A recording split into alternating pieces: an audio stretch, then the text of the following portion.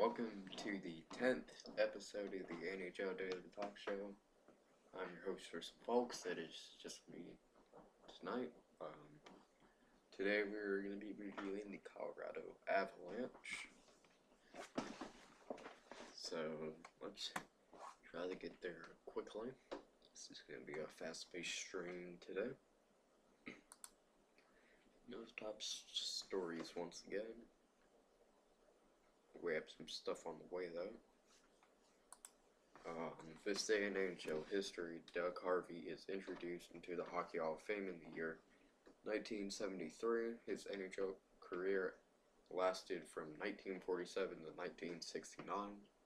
Harvey played for the Montreal Canadiens, New York Rangers, Detroit Red Wings, and St. Louis Blues. What is that? Okay, anyway, Doug Harvey collected up to 540 points. Harvey was named earlier this year one of the 100 greatest NHL players. Scores, the New York Rangers have signed Bobby Farnham to a PTO contract. Farnham is currently 20 years of age and played 3 games with the Montreal Canadiens last season and collected 17 penalty minutes. That's good for 3 games. No injury reports and no schedule for today.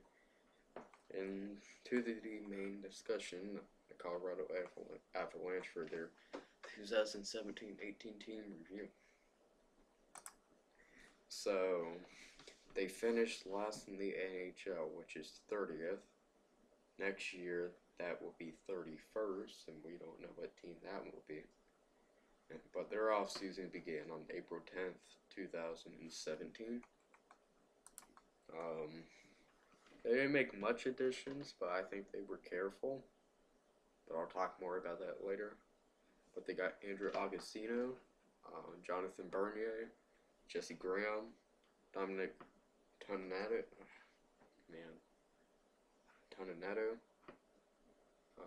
David Worski, Colin Wilson, and Neil Yakupov. I'm just going to go over this here. I honestly think Colin Wilson was a great addition to this team. Basically just got him by just trading a pick to the Predators. And I think he'll fit well in the top 6 on the right wing. Really well. And that top 6 can get going some.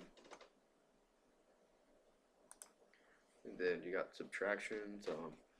Francois Bushman just went the Anaheim last night. I think it's going down out there. Anyway, Troy Wirt, Rennie Bork, Matt Clark, Turner Elson, Eric Delinas, Cody Golofbet. Wow.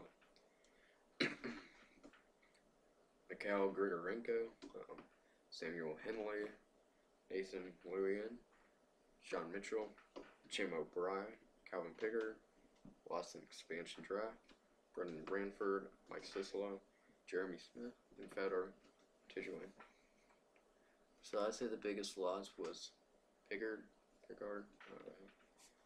but just because he went first overall in the expansion draft to the Vegas Golden Knights, and it looks like he could be their future, but that's probably currently Marc-Andre Fleury.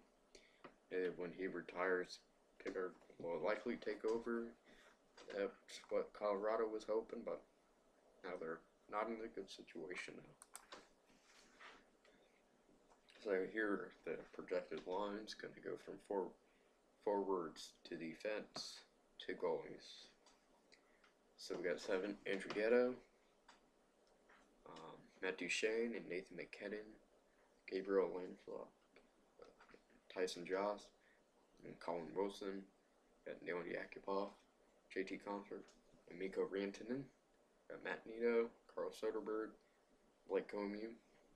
Got Nikita Zadorov, Eric Johnson, Mark Barberio, Tyson Berry, Anton Lindholm, and Chris Bigras. Then for your goaltenders, you got Semyon Varlamov and Jonathan Bernier. Which I like the top 6 on this team. It can be better though, but this team is trying to develop some rookies, especially up in this forward category. Like maybe Yakupov can get his stuff fixed up. That's unlikely though.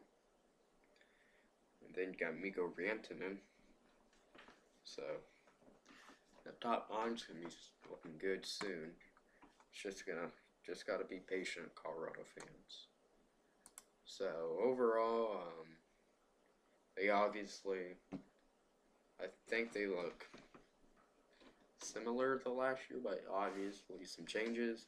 Got rid of some older players.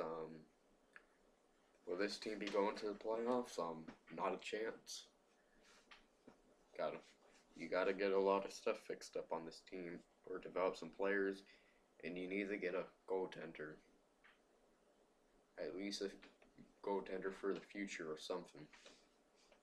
Because I don't like the goaltending situation here with Varlamov and Bernier. I feel like they're going to be battling for that number 1 goaltender spot, and it's going to turn into how it did in Toronto for Bernier, but maybe Bernier learned from that with Anaheim for 1 year, which was, I believe, one of his best years ever. So maybe he learns from that, and we'll see what he can do this year, but no playoffs for this team. They got to get a lot of work done if they want to be in the playoffs. And that may have to deal with firing the general manager. I mean,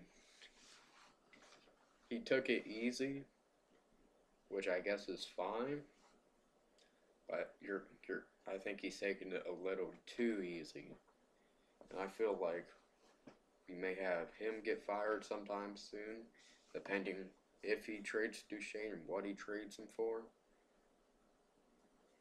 I mean, in the NBA, I believe 2 times last season I've seen general managers get fired after making certain trades.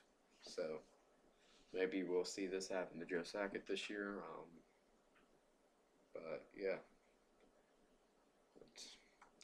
And then no questions, predictions. Got to get some people for that. And that's gonna do it here.